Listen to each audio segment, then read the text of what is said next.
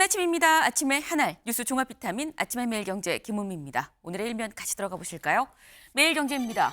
삼중 악재의 탄핵 리스크, 죄 없는 경제만 붕괴입니다. 사진을 좀 같이 보겠습니다. 여기 지금 실제 이 환율이 적혀 있는 전광판이 같이 있죠. 여기가 어디냐? 명동의 환전거리입니다. 근데 여기에 나와 있는 이 명확하게 USD 이 달러가 1,426원이라고 나와 있죠. 네, 원달러 환율이 1,426원까지 올라갔다라는 겁니다. 네. 지금 이 상당히 경제가 심상치 않다라는 말씀을 드려요. 단순히 심상치 않은 게 아니라 심지어 붕괴라는 얘기까지 나오고 있죠. 다음 기사까지 좀 이어서 볼까요? 서울신문입니다. 그날 이후 시총 144조가 날아갔다라는 거죠. 시총 한 600조 가까이 되죠. 600조 넘습니다. 근데 이 중에서 144조가 날아갔다. 언제?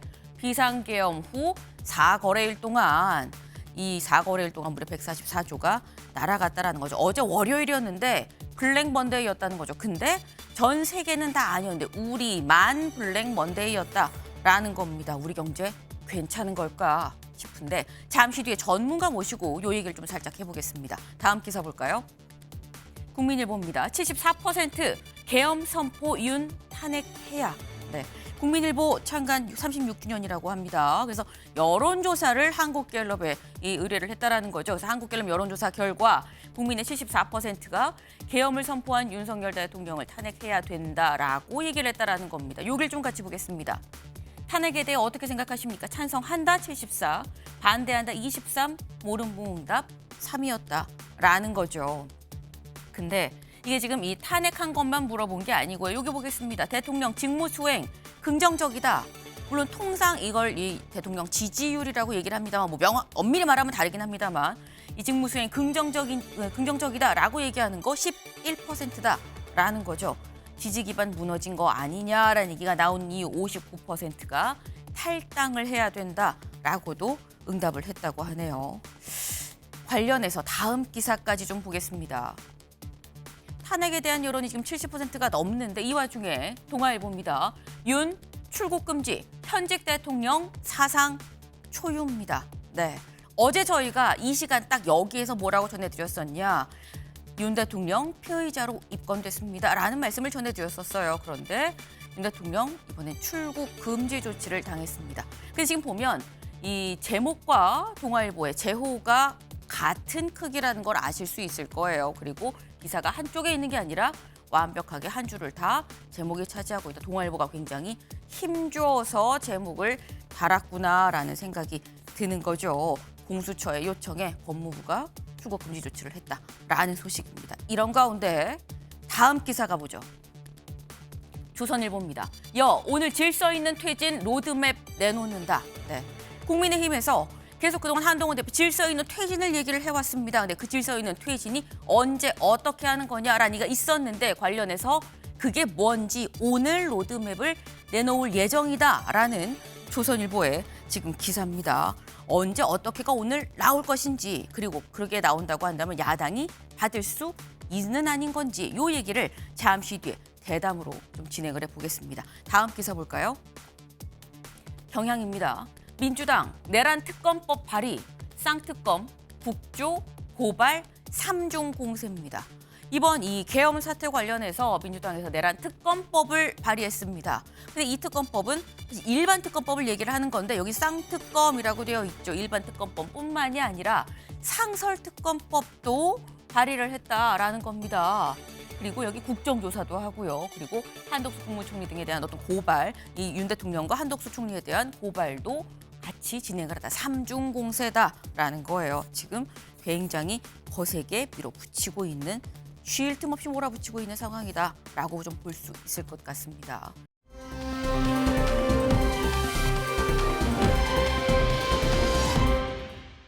네, 지금 이 바위 산봉우리에 우뚝 솟은 소나무 한 그루입니다. 네, 여기가 어디냐? 전북 완주 우남산 봉우리에 있는 소나무예요. 근데 이 소나무 자세히 보시면 여기가 다 바위죠.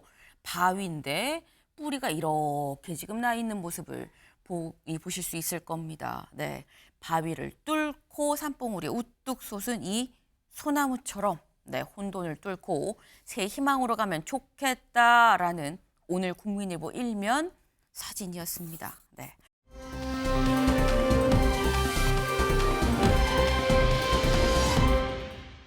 네, 이겁니다.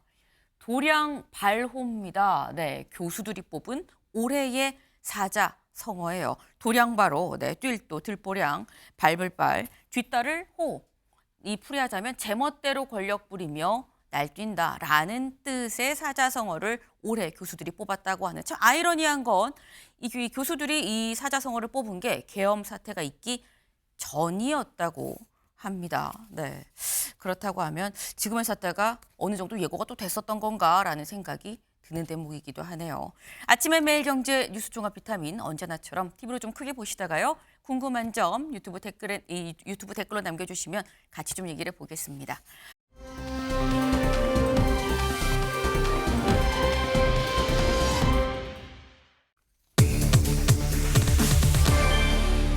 계엄 쇼크입니다.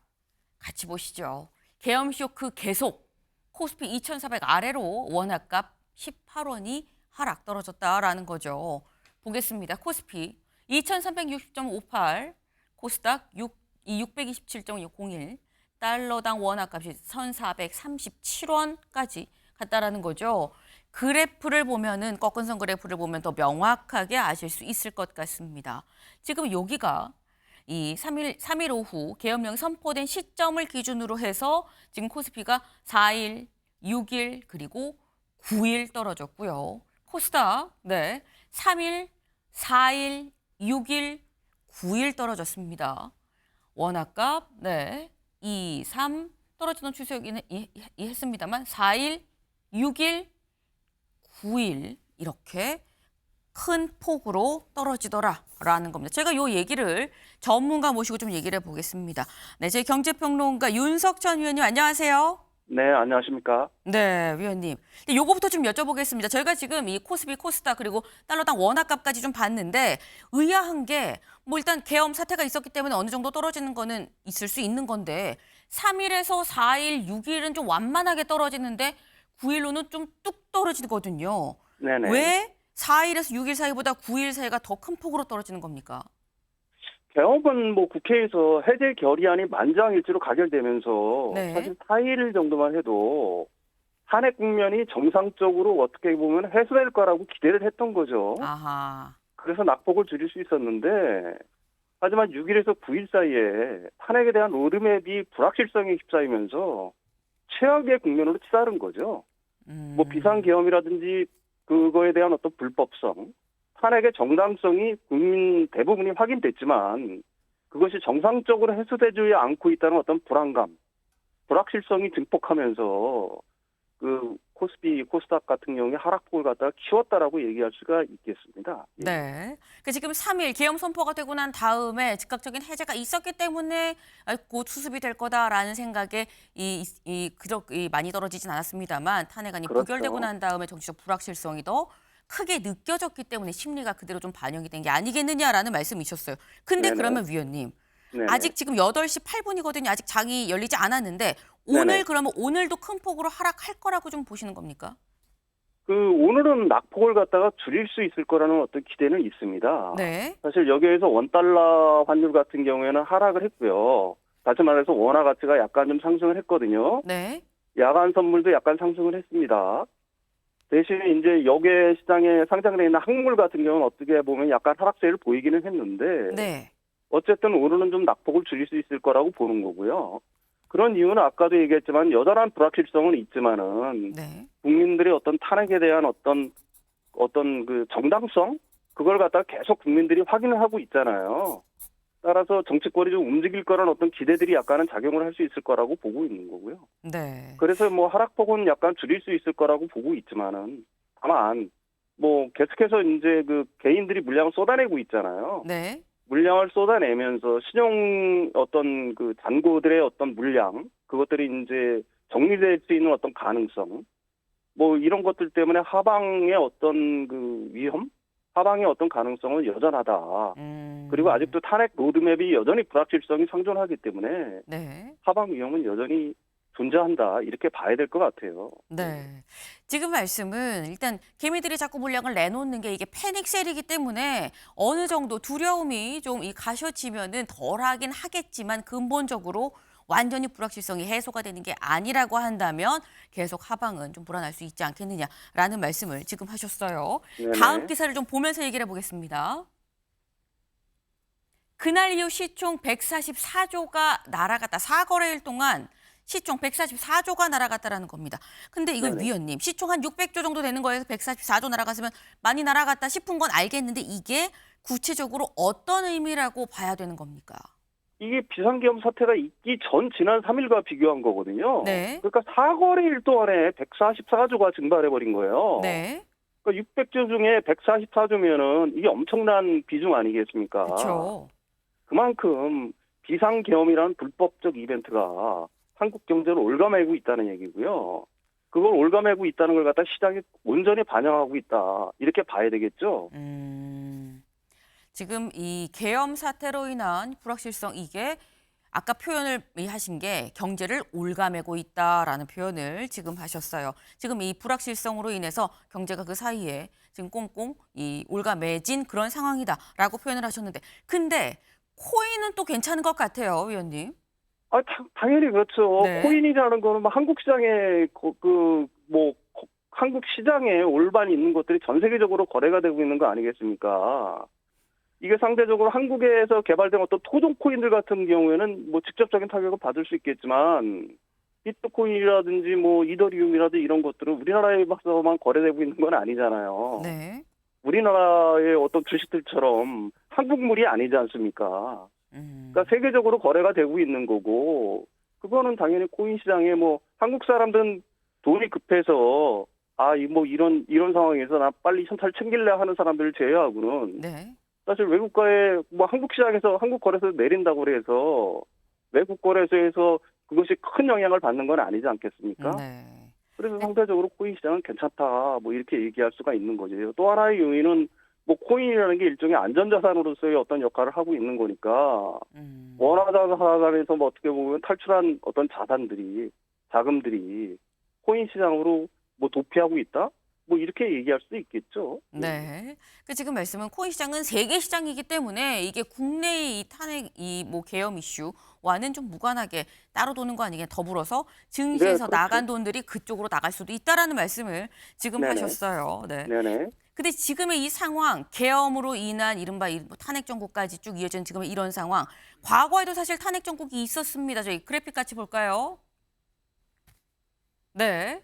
사실 탄핵 정국별 이 코스피의 추이가 지금 나와 있습니다. 노무현 전 대통령 탄핵 정국 때는 보면 탄핵안이 가결이 되고 난 다음에 탄핵안 발의 시점부터 좀 내려가긴 했지만 올라가다가 계속 탄핵 청구 관련해서 탄핵 판단이 나올 때까지 쭉 떨어지다가 기각이 되고 다시 올라가는 모습이 보였었어요. 네네. 박근혜 전 대통령 때는 어땠느냐? 박근혜 전 대통령 때는 좀 낮다가 오히려 올라가다가 탄핵안이 발의되고 오히려 올라갔죠. 올라가다가 판면이 결정되고 난 다음에 좀 더 올라가고 이후 문 대통령 당선까지 이어졌습니다. 근데 지금을 보면 지금은 굉장히 뚝뚝 떨어지고 있다라는 거죠. 이 11월 1일에서 이전에도 상당히 좀 낙폭이 좀 있긴 했었습니다만 지금 보면 3일 비상계엄 선포 그리고 탄핵안 발의 떨어지고 사실 저희가 주목해 볼 부분은 이 부분이라고 봐야 돼요. 여기서 떨어지고 뚝 떨어지고 그러니까 이게 앞서 있었던 두 번의 탄핵 정국이랑 좀 추이가 다른 것 같다라는 생각이 들거든요. 당연히 다를 수밖에 없습니다. 박근혜 그 전 대통령의 탄핵 정국은 사실 국민들의 공감대가 어느 정도 이루어졌고요. 정치권에서 그 탄핵 국면에 대한 어떤 정상적인 절차들이 점점 이루어졌잖아요. 네. 그래서 그걸로 인한 어떤 하락이 사실은 뭐 최순실 국정농단 사태가 본격화하면서 약간 하락세를 보였지만 그 이후에는 계속해서 상승세를 보인 거고요.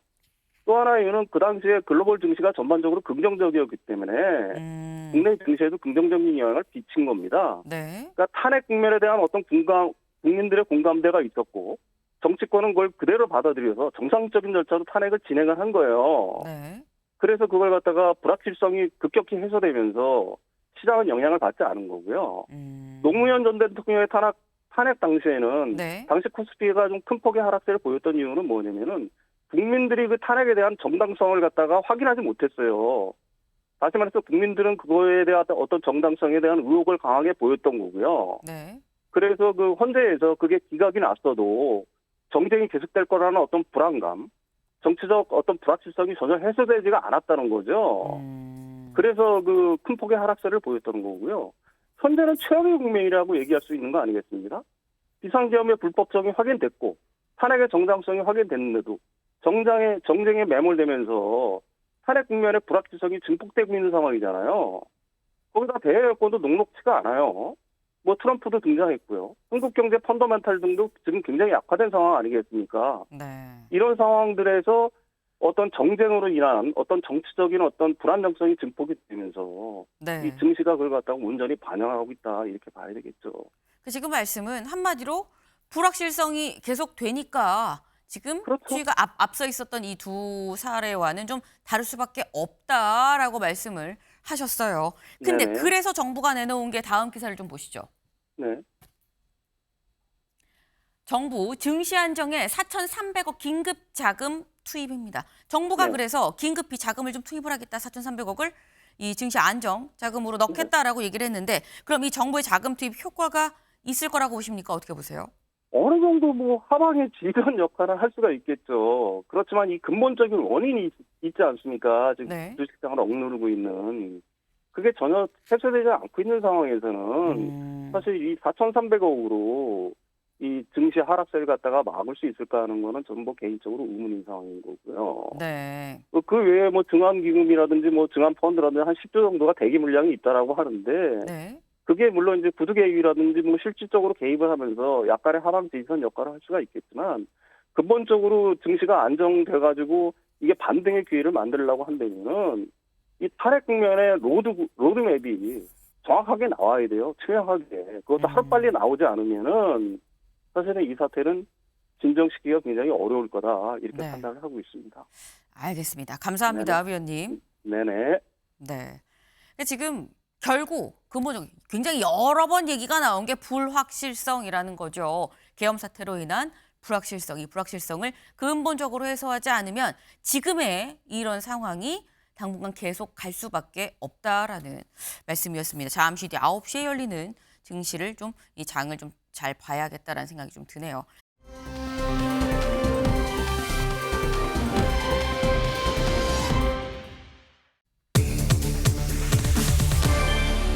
네, 오늘 발표? 뭐가 발표된다는 건지 기사 같이 볼까요? 오늘 질서 있는 퇴진 로드맵 내놓는다입니다. 네, 질서 있는 퇴진을 국민의힘에서 계속 얘기를 해왔었죠. 그리고 어제 국민의힘에서 전국 안정화 TF를 꾸렸습니다. 위원장이 이양수 의원이 이 선임이 됐는데 이양수 위원장의 얘기를 좀 직접 들어보고 얘기 이어가 보시죠. 당을 빨리 추스려서 조기에 전국을 안정시킬 수 있을까 하는 문제들에 대해서 여러 가지 사항들을 점검하고 결정하고 당에 보고하고 또 그리고 국민 앞에 보고드리고 하는 기회를 갖도록 하겠습니다. 지금 이 TF가 목표 자체가 전국을 조기에 안정시키는 것을 목표로 하고 있기 때문에 뭐 주제나 뭐 여러 가지 뭐 제한이 없는 걸로 알고 있습니다. 네, 이양수 의원의 얘기를 좀 저희가 들어봤습니다. 근데 이양수 의원이 이런 얘기를 했었어요. 토요일 본회의 전에 액션이 있어야 된다. 오늘 당장은 좀 결론이 난 게 없는데 14일, 그러니까 이 윤 대통령에 대해서 민주당이 두 번째 탄핵안을 표결하겠다고 처리하겠다고 얘기하는 토요일 전에 뭔가 액션이 있어야 된다라고 얘기를 했습니다. 이상해 위원님. 네. 그럼 그 14일 전에 뭔가 액션이 있어야 하는데 그 액션이 오늘 있는 겁니까? 대체적으로 뭐 의총을 통해서 수많은 얘기들이 오고 네. 갔습니다만은 오늘일지 내일일지 그 시간적인 어떤 그 제한성보다도 빨리 해야 된다라는 것은 대부분의 의견이 공통적으로 네. 이야기된 바가 있습니다. 질서 있는 퇴진 이 자체를 다른 의미로 이야기한다 그러면은 현 상황에 대한 불확실성 그리고 불안정성 이걸 빨리 해소를 해야 된다 이런 네. 뜻이 되겠죠. 불확실성에 대한 부분들은 이미 뭐 조기 퇴진에 대해서 언급을 했고 임기 단축 개헌까지 이야기한 상황입니다. 그러나 그 상황에서 예를 들어서 아직까지 행정수반의 군 통수권자로서의 국정에 대한 역할 아직까지 있을 수 있지 않느냐 그런 불안감 또 이게 지금은 조금 해소가 됐습니다만 제2의 계엄령도 이야기할 수 있지 않느냐 이런 어떤 불안감 증폭 이런 것들에 대해서 집권 여당으로서 빨리 이런 불안정성, 불확실성에 대해서 이야기를 해야 되겠다. 그렇게 되면은 전체적으로 국민들이 그것을 보고 좀 안정이 되고 그 안정이 됨에 따라서 방금 전에 이야기했듯이 경제적인 어떤 불안심이 이것도 가라앉을 수 있다. 이런 어떤 작용이 있는 것이죠. 그래서 지금 현재 그 로드맵을 오늘 중으로 발표하겠다 이런 건데 네. 하나 말씀을 드릴 수 있는 것은 이제 탄핵에 대한 그런 부분입니다. 이 탄핵을 해야 되냐 말아야 되냐 이런 또 원론적인 어떤 찬반 양론은 있었습니다만 네. 이것은 이렇게 보시면 될 것 같습니다. 탄핵은 안 된다. 이런 것은 뭐 윤석열 대통령, 윤석열 정부를 지켜야 된다. 이런 원론적인 그리고 원초적인 어떤 그런 시각에서 보시는 것이 아니고요. 탄핵이 되게 되면은 앞으로 몇 달간은 계속해서 찬반 양립의 대립을 해서 전국 자체가 계속해서 불안정한 심리로 또 그러한 형태로 유지가 될 수밖에 없습니다. 그렇게 됨에 따라서 집권 여당으로서 국정을 좀 안정시키고 심리를 안정시키기 위해서는 소위 말하자면 소프트 랜딩을 해야 된다라는 것입니다. 그리고 또 보수 정당으로서 두 번씩이나 타협의 대통령을 배출한다 이런 어떤 불명에 대한 부분들도 있고 해서 그런 차원에서 로드맵을 소프트 랜딩 차원에서 만들어내야 된다는 것이 그 여기가 모아지고 있는 상태입니다. 네. 그러니까 소프트 랜딩 차원에서 오늘 아니면 내일 아마도 오늘 뭔가 로드맵이 나오지 않겠느냐. 이 로드맵을 통해서 현재의 불확실성, 불안정성을 좀 해소를 하고자 하는 이 의지다라고 말씀하셨는데 그러면서 하신 말씀이 탄핵은 안 된다라는 취지로 지금 말씀을 하셨어요. 안 되는 이유에 대해서 좀 설명을 하셨는데 정준호 위원님. 지금 말씀하시는 게 오늘 내놓는 로드맵에 일단 탄핵안 찬성 표결은 없는 걸로 지금 말씀 중에 지금 나온 것 같은데 그렇다고 한다면 민주당에서 생각하는 액션은 어느 액션까지를 우리는 받아들일 수 있다라고 보십니까?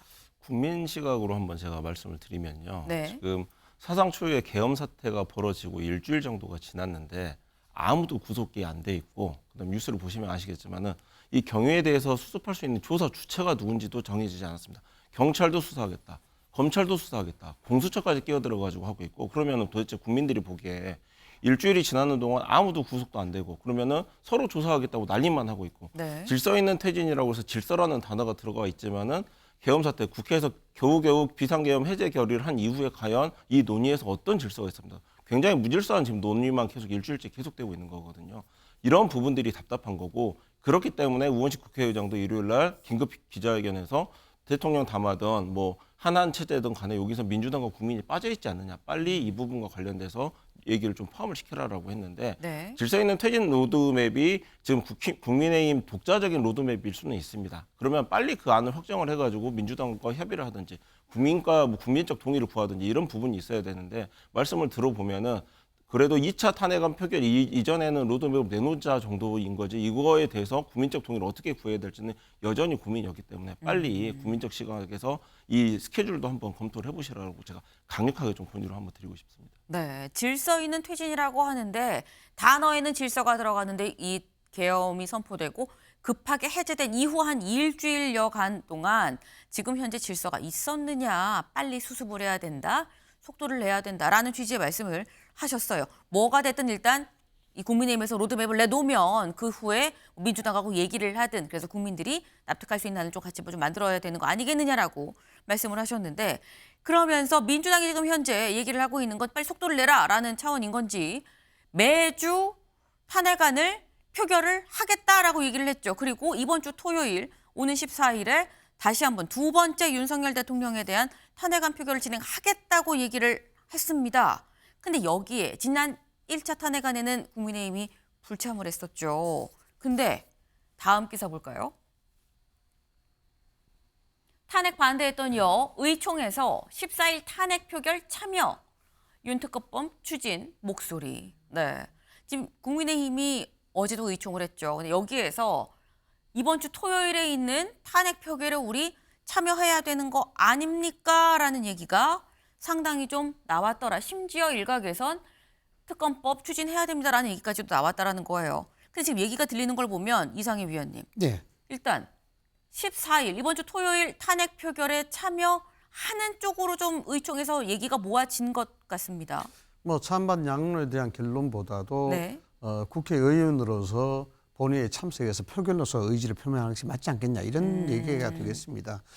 지난 토요일에 사실상 본회의장에 참여하지 않고 네. 회의에 대한 당위성을 무산시킨 그런 이유는 뭐 여러 가지 많은 언론의 보도가 있었습니다만 이 또한 불확실성이었습니다.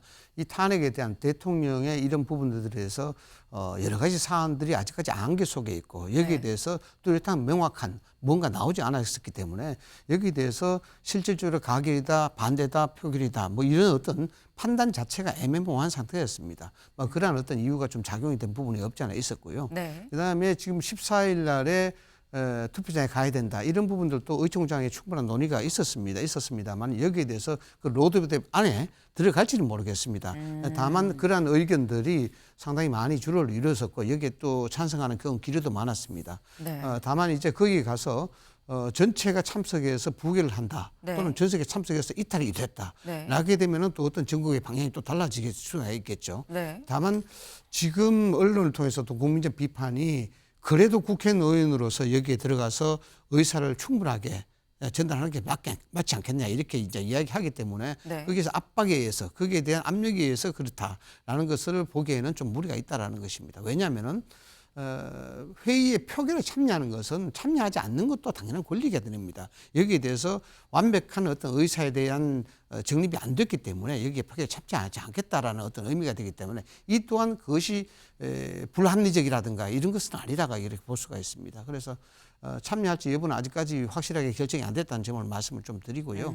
어떠한 형태든지 간에 전체적으로 탄핵에 대한 부분들은 상당히 좀 부당하다기보다도 좀 아직까지는 이 부분을 탄핵으로 몰고 가기에는 그렇지 않느냐는 부정적인 기류가 있다는 건 사실입니다. 네. 근데 그렇다고 한다면 또 일각에서는 아니 참여해서 반대표를 던지면 되는데 아예 참여 자체를 안 하는 건 내부적으로 이탈표를 우려하고 있다는 방증 아닙니까? 라고도 물어볼 수 있어요. 네, 그런 점도 있겠죠. 왜냐 그러면은 지금 이 우리 국회의원 한 사람 한 사람이 모두 헌법기관이고 독립성을 가지고 있습니다만은 네. 어쨌든 이 부분은 당의 앞으로 나가야 될 진로에 대한 방향 그리고 전국에 대한 책임의 방향까지 다 작용하는 것입니다.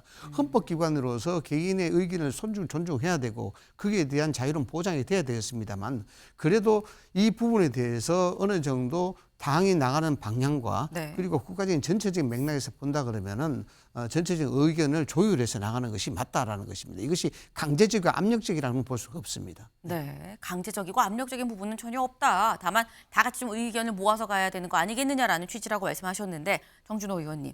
일단 의원님이 보시기에 오는 토요일 탄핵안 표결 국민의힘 참여할 걸로 보십니까? 안 할 걸로 보십니까? 참여해야죠. 해야 참여해야 한다. 되고 제가 말씀드리고 싶은 키워드는 정치적 책임입니다. 대통령 담화에서도 법적, 정치적 책임을 회피하지 않겠다라고 했는데요. 법적 책임 회피할 수 없죠. 형사처벌 피고인이 어떻게 그걸 회피를 합니까? 처벌받아야 되는 거고 재판을 공판을 받아야 되는 건데 지금 대통령이나 지금 국민의힘에서 지금 이번 탄핵 표결과 관련해서도 정치적 책임이라는 부분이 지금 빠져 있는 부분이에요. 정치적 책임으로 민주당이 지금 헌법적 질서로 제시를 한 게 탄핵 절차입니다. 거기에 대해서도 지금 국민의힘이 지금 회피를 하고 있는 거고 네. 거기에 대한 논란도 표결 논란도 지금 빠지면서 국민적인 저항이 있는 부분도 국민들이 그 표결 불참에 대한 국민의힘 의원들에 대해서 정치적 책임을 추궁을 하는 거거든요. 그러면 법적 책임은 형사 절차가 어떻게 진행이 된다라고 하더라도 전체적인 정치적 책임에 대해서 그 서로 회피하지 않고 이 정면을 마주해야 되는데 그 부분을 회피하고 있기 때문에 그 부분에 대한 국민적 저항이 있다는 점 분명하게 제가 좀 한번 말씀드리고 싶습니다. 그러니까 당연히 네. 토요일 날 표결 참여하시고 투표하셔야 됩니다. 정치적 책임을 져야 한다. 그러므로 토요일 날 참여해서 투표에 이 표결에 참여를 해서 이 찬성표를 던져야 된다라는 취지의 말씀을 지금 하셨어요. 네.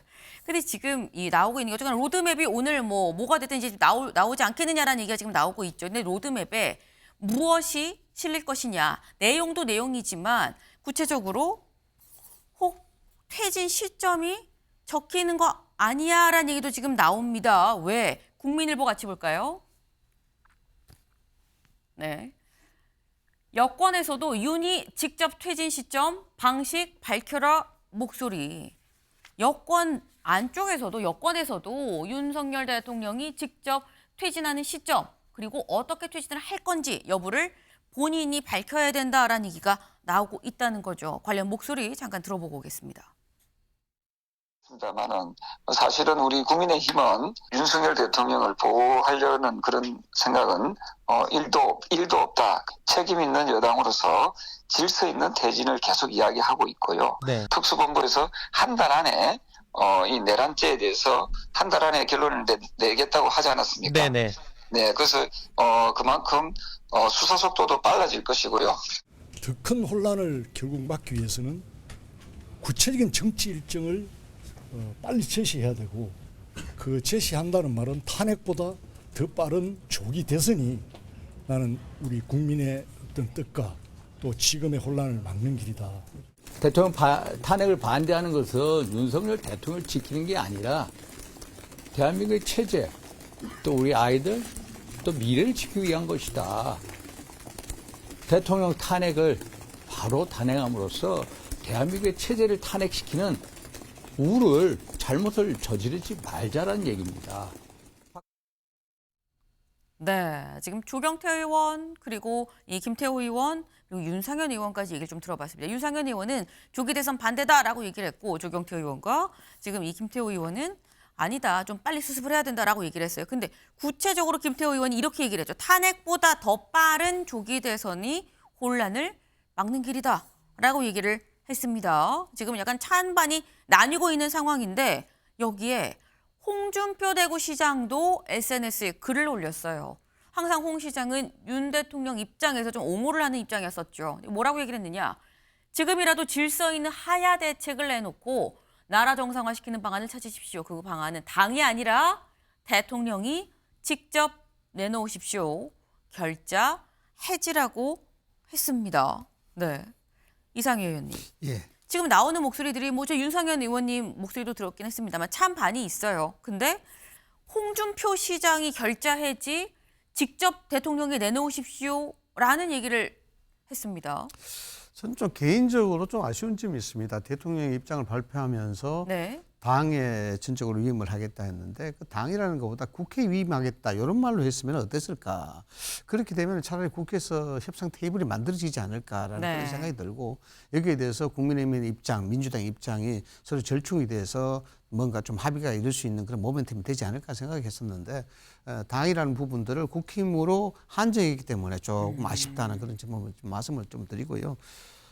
지금 홍준표 대구시장이 직접 결자 해지를 하라. 대통령이 직접 이 안을 내놔라. 이런데 좀 더 현실적으로 보자고요. 현실적으로 보면은 대통령이 지금 윤석열 대통령이 안을 내놓는다 해서 네. 그 안을 신뢰할 수 있겠습니까? 또 본인이 그런 안을 만들어낼 수가 있겠냐. 이런 부분은 현실적인 문제에서 좀 고려를 해봐야 된다 저는 생각을 합니다. 네. 여기에 대해서 내놓은 안이 민주당이라든가 또 국민적인 어떤 비판적 시각에서 자유롭지 못한다 그러면은 또 한 번 내용을 치를 수밖에 없는 것이고 여기에 대해서 집권 여당은 그만큼 상당한 치명상을 또 입을 수밖에 없는 상황이 돼요.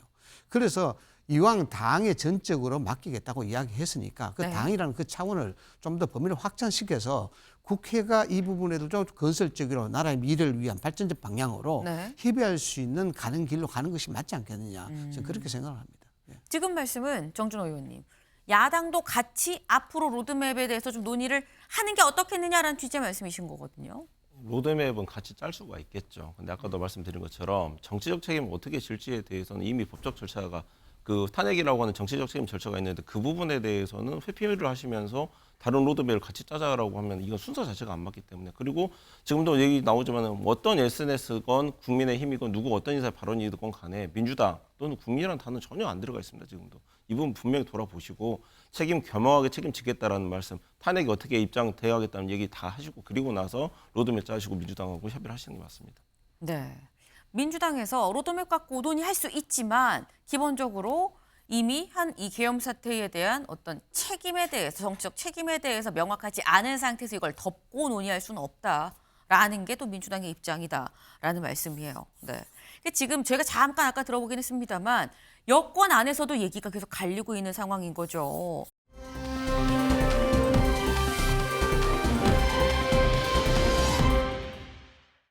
이런 일도 있었다고 합니다. 다음 기사를 같이 볼까요? 탄핵 찬성하라 여의원 집중 포화 압박 사이트도 등장입니다. 네, 지금 이 지난 토요일에 있었던 1차 윤석열 대통령에 대한 탄핵안이 이 국민의힘 의원 3명 참석하고 105명이 들어가지 않은 상태였었죠. 그거에 대해서 사이트가 등장을 했다라는 겁니다. 어떤 사이트인지 같이 볼까요? 네, 이겁니다. 불참자 리스트라고 하면서 얼굴을 다 뭐 이름, 지역구 등등으로 다 할 수 있게끔 박았어요. 그래서 이걸 왜 개발했느냐? 이거 왜 만들었어요, 이 사이트? 네. 1년이면 있는다는 소리 하니까 영구 박제할 수 있도록 아예 사이트를 만들었습니다. 라고 얘기를 했습니다. 네. 그러니까 지금 이렇게 어떤 이 국민의힘 의원들이 이 앞으로 계속 있을 윤 대통령 탄핵안에 대해서 표결에 참석하라라는 취지의 압박이 될 수 있는 거겠죠. 더불어서 아까 기사 다시 가볼까요? 네. 여길 좀 보겠습니다. 국민의힘 김재섭 의원의 서울 자택 현관 앞에 지난 8일 오전 탄핵 찬성 내용이 적힌 손팻말과 흉기가 발견이 되면서 경찰이 김의원 신변 보호 조치에 들어갔다. 네. 그 자택뿐만이 아니라 사무실에도 일부 시민들이 달걀을 던지고 또 문 앞에 근조 화환을 세우는 일이 벌어졌다라는 겁니다. 그래서 이렇게 지금 이 김재섭 의원이 사실 서울에서 좀 거의 똑 떨어진 도봉, 거의 유일하게 빨간색 지금 국민의힘 의원이 당선이 된 지역인데 굉장히 거센 비판을 받고 있다라는 거죠. 그러다 보니까 다음 기사 보시죠.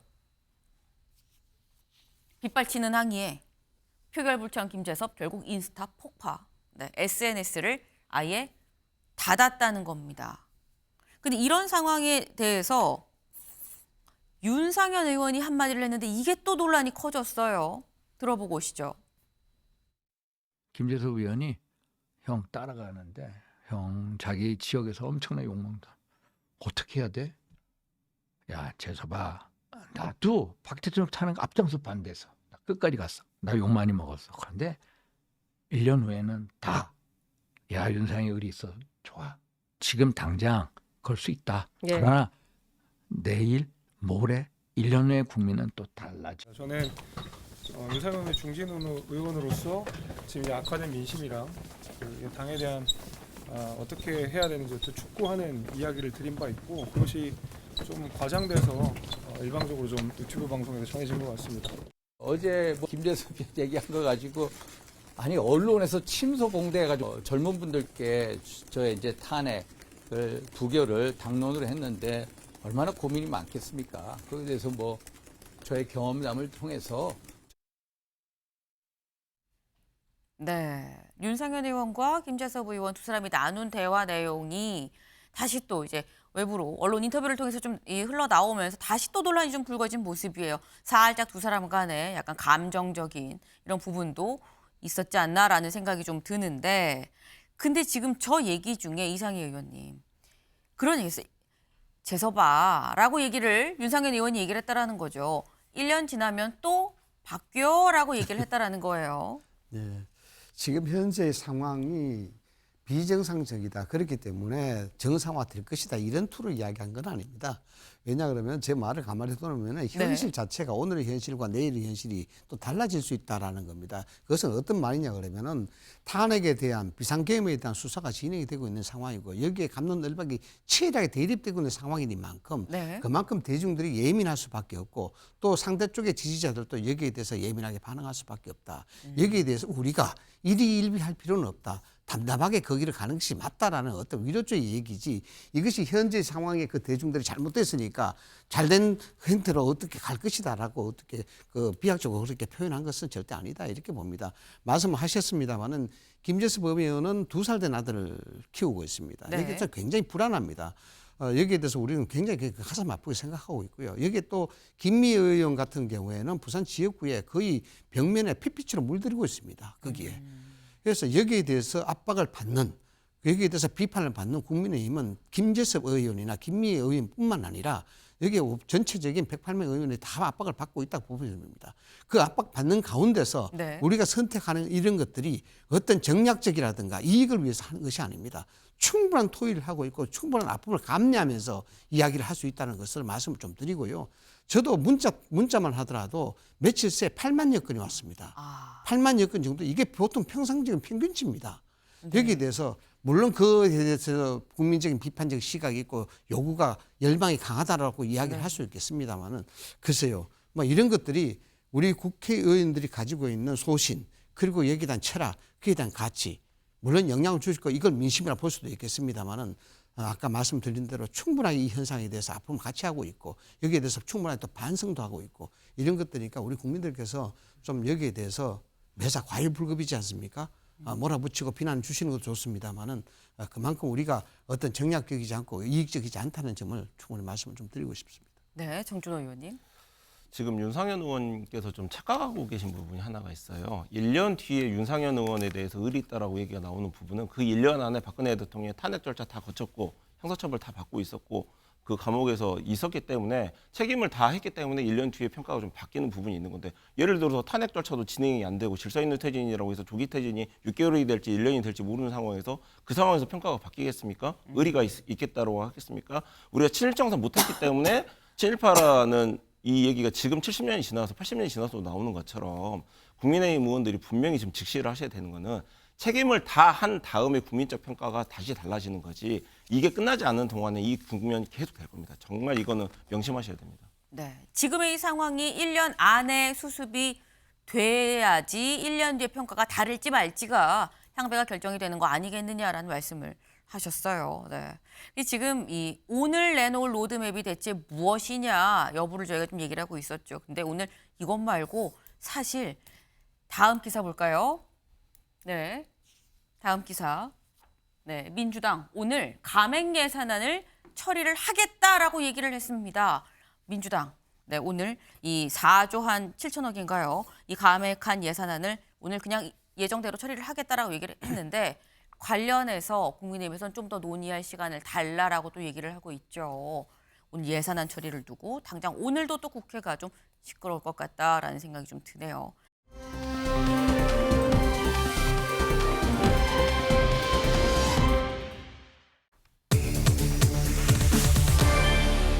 출국 금지입니다.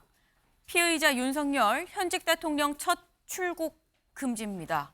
네, 윤석열 대통령 피의자로 입건이 되고 이제 출국 금지 조치도 내려졌습니다. 어제 법무부 출입국 본부장이 직접 얘기를 했죠. 들어보고 오시죠. 방금 공수처장께서 네. 내란숙의 피의자 윤석열 씨에 대해서 출국 금지를 수사 지휘했다고 공개적으로 지금 얘기했고 기사도 다 났어요. 네. 거기에 대해서 출국 금지 했습니까 안 했습니까? 윤석열 대통령 말씀입니까? 네. 예, 출국 금지 했습니다. 출국 금지 했습니까? 예. 언제 했습니까? 한 5분 10분 전에 한 걸로 알고 있습니다. 5분 10분 전에 내란숙의 피의자 윤석열 씨는 출국 금지 당한 거죠? 예, 그렇습니다. 굉장히 형식적 요건이 돼 있는지만 저희가 간단히 하고 뭐 인적 사항이라든지 그런 거에 오류만 없으면 거의 한다고 보시면 됩니다. 네, 지금 정청래 위원장이 물어보죠. 언제 했어요? 5분, 10분 전에 했습니다.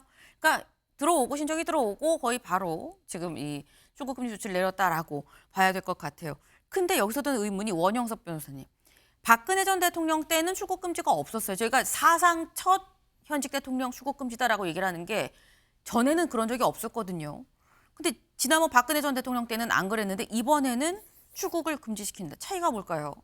근데 좀 오버하는 것 같아요. 무슨 말이냐면 출국 금지라는 게 언제 그게 문제가 되냐면 출입국 심사대. 네. 그러니까 인천공항에서 여권 들고 우리가 표 사가지고 들어갈 때 네. 그때 이제 걸리는 거거든요. 근데 대통령은 그 출입국 심사대를 통과할 일이 없습니다. 전용기를 타고 왔다 갔다 하는데 네. 그 굳이 그 출국 금지를 시킨다라는 게 그게 상식적으로는 좀 이해가 되지 않는 행동입니다. 무슨 신청을 하는 것도 그렇고 그걸 뭐 받아서 진행하는 것도 그렇고 제가 볼 때는 크게 실무적으로는 의미가 없는데 이거를 뭐 굳이 진행을 했다라고 하는 거는 글쎄요. 그냥 일종의 그 관례적으로 큰 의미 없이 진행을 한 거나 아니면 그 출국 금지를 시킨다라는 거를 보여주는 어떤 목적이 아닌가 그렇게 느껴지네요.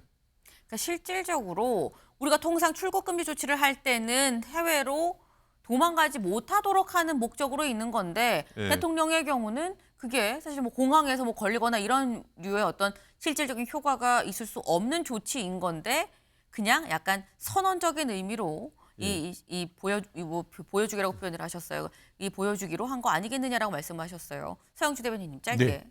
뭐 보여주기로 했겠습니까? 여러 가지 판단을 했겠죠.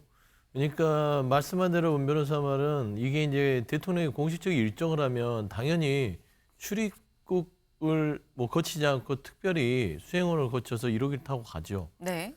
근데 지금 비상계엄, 아니 불법계엄, 내란수계 혐의를 받고 있는 피해자 윤석열 개인으로서 도주할 수 있다는 겁니다. 그것도 지금 보면은 최근에 그 배우자인 김건희에 대해서도 출국 금지를 검토하고 있다. 그러니까 윤석열 부부가 지금 이 불법 계엄의 내란 수계를 받고 있는데 개인 자격으로 어디를 도망갈지 합니까? 당연히 출국 금지를 해야죠. 그런 차원에서 한 것이다. 그래 보면 될 것 같습니다. 네, 출국 금지 조치는 개인 차원을 우려해서 한 조치 아니겠느냐라고 말씀하셨어요. 근데 사실 저희가 사상 첫 현직 대통령의 출국 금지 조치다라고 말씀을 드렸습니다만 출국 금지 말고 구속 얘기도 나옵니다. 들어보고 오시죠. 내란 피의자 윤석열 구속할 의지가 있습니까?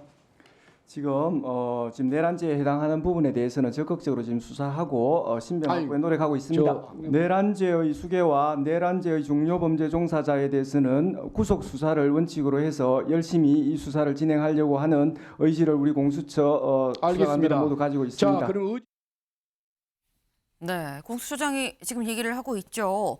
구속 수사를 원칙으로 수사를 진행하려는 의지를 갖고 있다라고 얘기를 했습니다. 네, 구속 수사가 원칙이다. 여기에 경찰은 긴급 체포를 또 검토하고 있다라는 얘기도 하고 있고요. 네, 그럼 여기서 원 변호사님 구속영장 청구 가능성 어떻게 보십니까?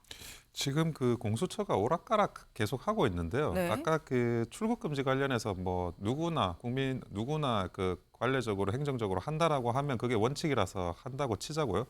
그리고 어떤 범죄도 구속 수사가 원칙이진 않아요. 불구속 수사가 원칙이고 네. 구속 수사가 예외입니다. 그런데 그런 형사 소송법의 기본 원칙에 반하는 이야기를 하셔가지고 저 부분에 대한 진위도 좀 이해가 되질 않고, 그리고 지금 법원행정처에서 이야기하는 거는 그 수사 주체가 누구냐, 그게 네. 정리가 돼야 영장을 발부할 거 아니냐. 그래서 경찰에서 압수수색 영장은 구속보다 훨씬 간이하게 소명 정도가 낮아도 발부할 수 있는 건데 그것도 다 기각 처리로 했습니다. 그래서 그런 부분도 좀 이해가 되지 않고 구속수사 원칙이라고 공수처가 말하는 것도 오락가락 원칙을 지금 적용을 하고 있다라는 말씀을 드립니다. 네. 지금 이 기본적으로 불구속 수사가 원칙인데 구속 수사가 원칙이다라고 얘기를 하는 건 좀 안 맞는 거 아니냐. 이 공수처장의 얘기가 좀 오락가락한다라고 말씀을 하셨어요. 근데 지금 윤 대통령에 대해서 일단 공수처장이 이 구속 수사를 할 수도 있을 듯한 여지를 남긴 얘기가 나와서 저희가 지금 그 얘기를 하고 있는 건데, 사실 당장 오늘 오후 3시에는 김용현 전 국방부 장관의 영장실질심사가 있죠. 이 구속 여부를 판단하는 영장실질심사가 오늘 오후 3시에 있습니다. 근데 관련해서 구속이 되지 않겠느냐는 전망이 좀 상당히 많은 상황에서 윤 대통령에 대한 구속 얘기까지 지금 나와요. 근데 또 여기서 드는 생각이, 그럼 서영주 대변인님, 네. 대통령에 대해서 만약에 뭐 얘기처럼 뭐 할 수도 있다라는 취지로 얘기를 하니까 그럼 구속영장을 청구를 하면 영장실질심사를 대통령도 법원에 나와서 그럼 받는 거냐라는 겁니다. 뭐 대통령도 그렇고 한동훈 대표도 그 입버릇처럼 했지 않습니까? 법 앞에는 모든 사람이 평등하다. 본인도 사람이잖아요. 대통령이라고 해서 법 앞에 예외일 수는 없습니다. 물론 형사상의 소추가 안 되는 부분들이 많이 있지만 네. 내란과 외환에 대해서는 형사상의 소추를 받습니다. 그러면은 지금 그 공수처에서 구속수사 원칙이라고 했던 것은 구속수사가 원칙이 아니라는 원 변호사님 말은 맞아요. 근데 전제가 뭐냐? 내란 수계는 구속수사가 원칙이다. 네. 내란죄는 구속수사가 원칙이 맞습니다. 엄청난 일이거든요. 국가를 전복시키고 무력으로 그다음 민주주의를 파괴시키는 사람은 구속수사가 원칙이라는 말이기 때문에 지금 오늘 김용현 전 국방부 장관의 이 영장실질심사가 있는데 그 영장에는 내란 수계를 윤석열로 지목하고 있습니다. 그러면 결국에는 구속이 불가피하다는 거예요. 그러니까 그 내란 수계와 고무한 김용현 전 국방부 장관도 영장이 청구가 됐는데 뭐 윤석열 대통령이라고 별 수 있겠습니까? 당연히 똑같이 심사를 받으면 그 죄가 더할 거니까 국방부 장관도 구속이 될 것이고 대통령도 구속이 될 수 있는 공산이 크다. 저는 그렇게 보고 있습니다. 네, 지금 말씀은 오늘 오후 3시에 있을 김용현 전 국방부 장관의 영장실심사 이 영장 안에 윤 대통령이 이 내란죄의 뭐 수괴로 지금 표시가 돼 있지 적시가 돼 있지 않느냐. 그렇다고 한다면 당연히 영장이 청구되지 않겠느냐라는 전망을 지금부터 하셨어요. 근데 구속영장도 영장인데 그거 말고 경찰은 또 뭐라고 얘기를 하느냐. 긴급 체포를 지금 얘기를 하고 있죠. 굳이 영장이 아니라 체포영장 받아서 바로 그냥 지금 즉시 체포할 수 있는 게 사실 긴급 체포인데 긴급 체포를 한다고 하면 원 변호사님. 그러니까 지금 모든 시나리오가 지금 다 나오고 있어요. 근데 긴급 체포가 현재 대통령 경우가 있거든요. 그리고 관저에 있습니다. 그럼 대통령이 순수히 체포영장 제시했을 때 그냥 가지 않으면 그렇게 되면 또 경찰이랑 또 경호팀이랑 또 대치 상황이 되는 거냐. 어떻게 되는 거냐라는 거예요. 아니 근데 지금 수사기관들이 어떤 주도권 싸움을 하는 것 같아요. 네. 주도권 싸움을 하니까 아까 공수처도 원칙과 맞지 않는 이야기를 왔다 갔다 하고 경찰이 지금 그 대통령에 대한 긴급 체포를 검토한다는 것도 이게 저기 형사소송법의 기본 원칙하고는 아예 배치되는 이야기입니다. 네. 긴급 체포는 어떨 때 하냐면 영장을 청구할 여유가 없을 때 하는 겁니다. 급박한 사정이 있을 때. 그런데 지금 그 구속영장을 대통령에 대해서 청구를 한다라는 말이 나온다는 것 자체가 네. 영장을 청구할 여유가 있다는 거잖아요. 그러면 그 상황에서는 긴급 체포의 가장 기본적인 요건이 성립이 안 됩니다. 네. 그리고 긴급 체포를 한다는 건 예를 들어 어떤 지나가는 그 범죄자를 봤어요. 내가 여유가 없어. 저 사람 잡아야 돼. 네. 그때 이제 하는 게 긴급 체포지. 그냥 어디 있는지도 알고 소환을 해서 요청해야 될 그 위치도 알고 통제할 장소도 아는 사람을 상대로 긴급 체포를 하지 않아요. 요건이 안 됩니다. 그런데 요건이 안 되는 거를 또 언론에 이렇게 흘린다는 게 이것도 또 무슨 이야기인가. 지금 그 수사 주체들마다 혼선이 너무 극심하기 때문에 이게 정리가 되지 않으면 뭘 어떻게 하자라고 하는 게 저는 기본적으로 성립이 다 안 되는 이야기들만 무한히 반복될 것 같습니다. 네, 지금 검찰, 경찰, 공수처 세 곳에서 다 계엄 관련 수사를 하고 있죠. 근데 한 곳으로 모아라, 공수처가 다 나한테 넘겨라라고 얘기했지만 검찰도 경찰도 일단 자체적으로 다 그냥 진행을 있는 그대로 하고 있는 상황입니다. 그 와중에서 이 경쟁적으로 뭔가 좀 더 자극적으로 선언적인 얘기들이 나오는 거 아니겠느냐라는 취지의 말씀을 지금 하셨어요. 근데 어쨌거나 지금 이런 얘기가 지금 나오는 게 피의자 입건, 출국 금지 조치까지는 지금 진행이 또 된 상태인 것만은 또 팩트인 상황인 거거든요. 그러다 보니까 지금 뭐 구속, 긴급 체포 이거는 전혀 허무맹랑한 얘기인 것이냐라는 생각이 또 들 수도 있는 게 다음 기사 보시죠. 오늘 조선일보가 이런 기사를 썼습니다. 현실로 다가오는 윤 구속, 직무정지되고 총리가 대행. 네, 윤 대통령이 정말 구속되면 그 다음은 어떻게 하는 거지? 라는 얘기가 조선일보가 오늘 썼어요. 네. 그러니까 이 구속이 된다고 했을 때 일단 요거부터 좀 봐야 될 것 같습니다. 이게 권리냐 사고냐라는 거예요. 요거 좀 볼까요? 권리는 뭐냐? 헌법상 권리는 파면, 사망, 사임 등의 이유로 대통령직이 공석이 됐을 때다. 이때는 60일 이내에 후임자 선거를 해야 된다라는 거죠. 근데 사고일 때, 사고는 언제냐? 질병, 요양, 탄핵소추에 의한 권한정지로 직무를 수행할 수 없을 때 이때는 사고로 본다라는 거예요. 이때는 권한대행 세우고 직무를 대신하고 다시 또 복귀를 할 수도 있는 상황인 겁니다. 여기에 대해서 서영수 대변인님. 네. 구속이 된다 그러면 권리입니까? 사고입니까? 그러니까 그런 뭐 판단들이 뭐 여러 가지로 팽배하겠죠. 그렇죠. 팽팽하게 하는데 소모적이잖아요. 왜 내란 수괴 혐의를 받는 대통령을 권리내 사고내 우리가 판단해야 됩니까? 직무정지를 즉시 정지하고 국정을 정상화시켜야죠. 저는 제일 걱정됐던 게 물론 뭐 아침에 매일경제에서 다뤘지만 지금 경제가 완전히 바닥을 치고 있습니다. 신호가 적신호가 아니라 신호등이 꺼지기 직전이에요. 그게 다 지금 내란의 어떤 혐의를 받고 있는 대통령 때문이에요. 그러면 즉시로 직무를 정지시키지 않은 요인이 가장 크지 않겠습니까? 그러면 나라를 위해서도 권리내 사고내 다툴 시간이 없어요.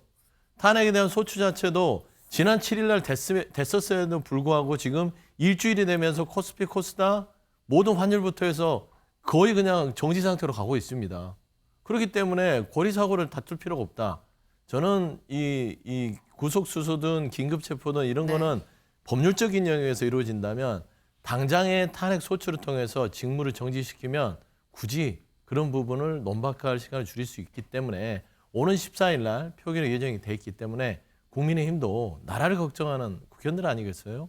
그러면 빨리 대통령을 직무정지시키는 거 이게 그냥 가장 큰 해법이다 그래 봅니다. 네, 지금 서영주 대변인께서는 이게 뭐 거리냐 사고냐 구속이 되면 어떡하지 논의할 필요가 없다. 구속 때까지 그럼 기다리자는 거냐. 그게 아니라 그냥 탄핵안 통과시켜서 탄핵을 해야 된다라고 말씀을 하셨어요. 원 변호사님. 그 비상계엄을 위헌적이라고 주장하시는 분들이 네. 이와 관련해서는 또 위헌적인 주장을 하시는 것 같은데 우리나라 헌법은 확정되기 전까지는 무죄 추정의 원칙이 적용됩니다. 네. 그리고 거리도 사고도 아닙니다.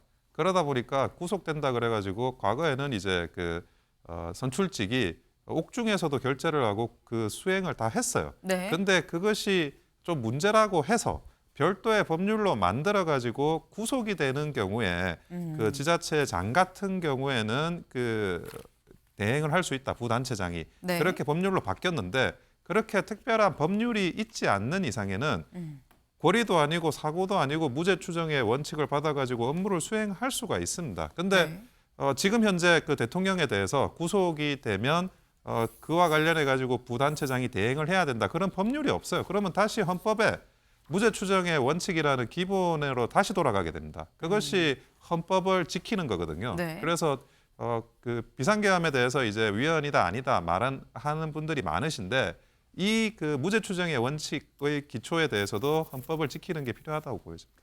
아니 무죄 추정은요. 그냥 정말 한가한 소리 같고요. 지금 현재 내란죄는 45년 만에 전두환 군부 독재가 저질렀던 일입니다. 대한민국 민주주의의 근간을 흔드는 일이에요. 45년 만에 그 일을 저지른 피의자가 대통령입니다. 이게 무슨 무죄 추정을 운운합니까? 내란죄라는 건요. 국가를 정지시키려고 전복시키는 거예요. 이 무죄 추정에 대해서 부인하는 바는 아니나 아무리 그래도 지금 현재 대통령이 지금 어떤 상황에 있는지 구속은 구속입니다.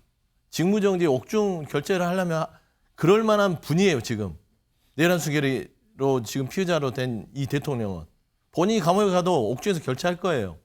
그런 성품을 가졌는데 그거를 기대한 바가 아니기 때문에 직무정지를 한 해 만에 이 시간을 다투는 그런 품성을 가진 대통령이기 때문에 정치적인 결정을 통해서 말하자면 지위를 박탈함으로써 정확하게 나라의 안정을 취하자 이 두 가지 축을 분리해서 생각하자는 얘기였죠. 네. 옥중 직무도 가능할 거라고 생각을 한다. 그렇기 때문에 안 된다. 탄핵이다. 좀 꾸준하게 일관되게 탄핵을 빨리 탄핵안 통과시켜야 된다라고만 이 얘기를 계속 하고 계시는 거예요. 네. 지금 이게 여야 사실 오늘 당장 토요일에 탄핵안 표결이 예정이 돼 있죠. 시간이 며칠도 남았습니다. 이 안에 이게 또 어떻게 또 얘기가 돌아갈지도 같이 좀 봐야 될 것 같아요. 다음 키워드로 넘어가 봅니다.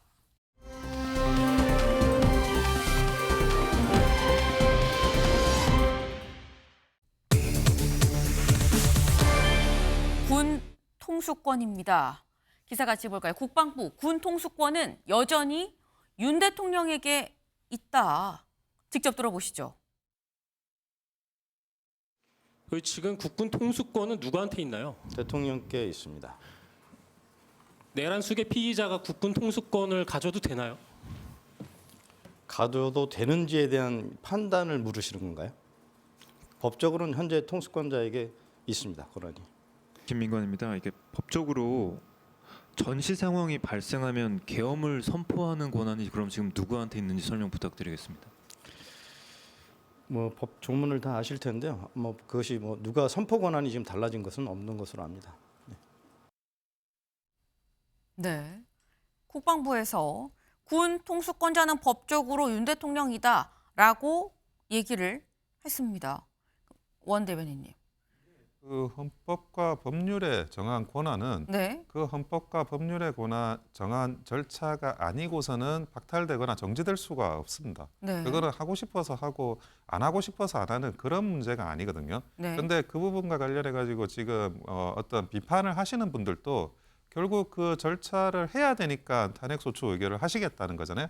근데 그 탄핵소추 의결이 일단 있지가 않은데 네. 그와 관련해서 현재 뭐 군 특수권자가 대통령에게 있다는 거는 이거는 헌법 조문상으로도 너무나 당연하고요. 근데 그 절차를 밟는 거는 이제 반대쪽에서의 생각을 밟아가지고 가시는 문제예요. 근데 지금 그러면 전쟁이 일어나면 그럼 전쟁 지휘는 누가 합니까? 그거는 뭐 상식적인 답이기도 하고 헌법과 법률에 부합되는 답이기도 합니다. 이거는 누가 개인적으로 판단할 문제가 아닙니다. 이미 써져 있어요. 근데 그렇다고 한다면 윤 대통령이 대국민 담화를 통해서 일임을 하겠다라고 얘기를 했고 이 일임을 하겠다라는 표현에 대해서 한동훈 대표가 위임을 다 받았다라는 취지로 설명을 했었는데 그렇다면은 법적으로 권한은 대통령한테 있는데 그럼 이 말은 어떻게 해석을 해야 되는 겁니까? 아니 그게 아니라 그 잘 보시면 네. 국정을 안정화시키는 방안을 당에 일임한다는 거지 국정을 일임한다는 이야기는 한 적이 없어요. 방안을 일임한 거다. 국정을 어떻게 안정화시킬 거냐 네. 혼란이 있으니 원래 그거는 당과 정이 항상 또 같이 해야 되는 문제도 있는 겁니다. 근데 그 지금 현재 좀 그런 권한을 안정화시키는 방안과 관련해서는 네. 당이 이제 일임을 한 거지 국정을 일임한다라는 이야기는 한 적이 없습니다. 네. 국정을 일임한다는 소리 없었는데 왜 한동훈 대표랑 한덕수 총리는 국정에 일임 받은 것처럼 행동하죠? 그러면 반헌법적 행동을 하는 거네요. 그러면 그분들도 대통령의 권한을 뺏었으니까 반헌법적 세력으로 처벌을 해야 되는 상황이 이르는 겁니다. 그 논리라면. 이 중요한 논리는 그런 너무나 이제 말꼬리 같은 얘기 같아서 차지하더라도 지금 군 통수권자가 내란 수괴 혐의를 받고 있는 윤석열 대통령한테 있습니다. 이게 문제인 것이에요. 그러니까 아무리 군 통수권자가 전시에는 본인이 모든 거를 하고 계엄을 선언할 수 있어요. 네. 지금 현재 이게 위험한 겁니다. 그러니까 국민들이 지금 밤잠을 설치는 이유는 이런 내란 수괴 혐의를 받고 있는 대통령이 전시 이런 상황들을 우발적으로 발생시켜서 본인의 어떤 이 궁색한 처지를 돌파하려는 이런 상황으로 갈 수 있는 거 아니겠냐라는 거예요. 위험합니다.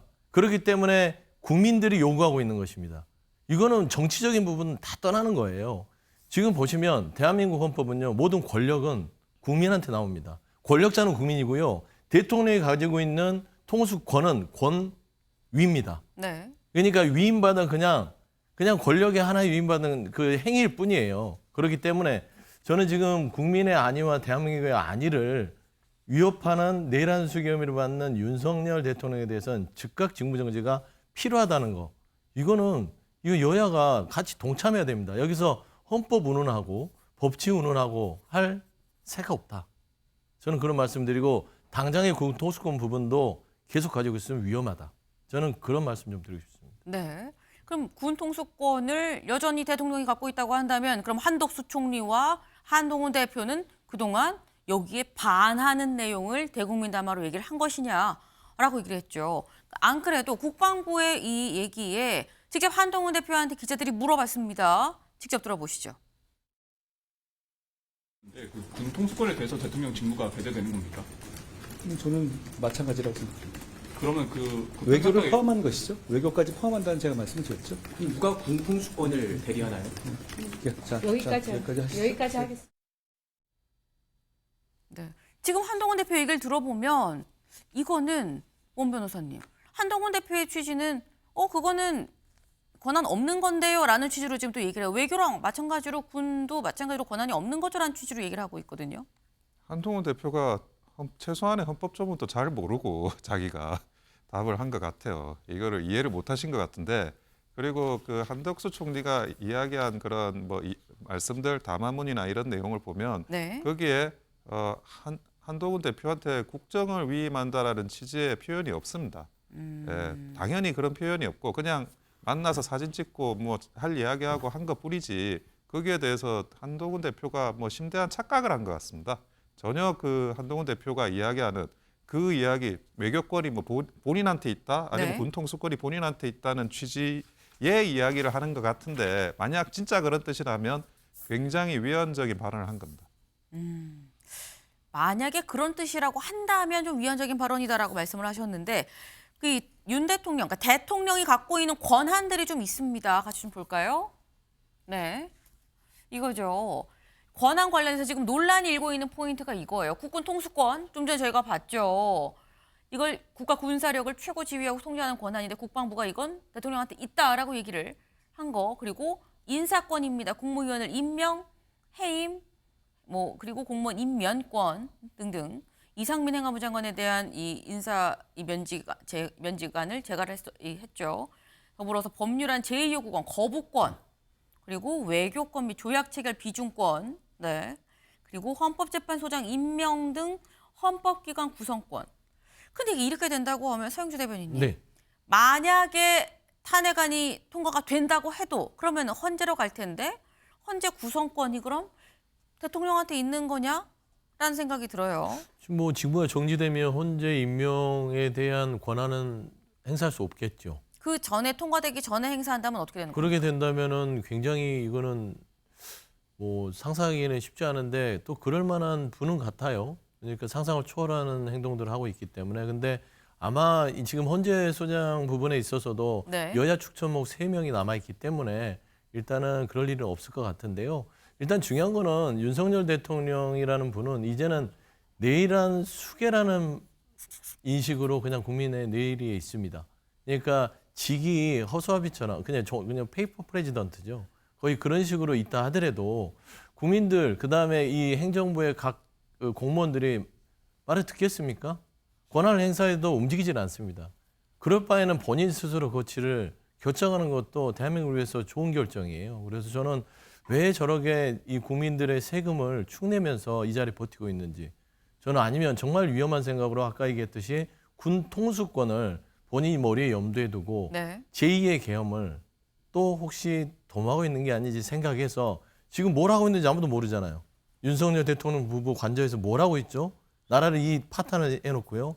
저는 증거인멸이나 도주 우려가 분명히 있다고 보고 즉시 긴급 체포가 필요한 상황이 아닌가. 저는 좀 그런 말을 좀 덧붙이고 싶습니다. 네, 제2의 계엄에 대해서는 명확하게 군과 경찰이 얘기를 했었죠. 설혹 그런 일은 없지만 서로 그런 지시가 내려온다고 해도 명령에 따르지 않겠다라고 얘기를 했었던 바가 있다는 점도 또 같이 말씀을 좀 드리겠습니다. 저희가 준비한 소식은 오늘 여기까지입니다. 오늘도 좋은 하루 보내세요.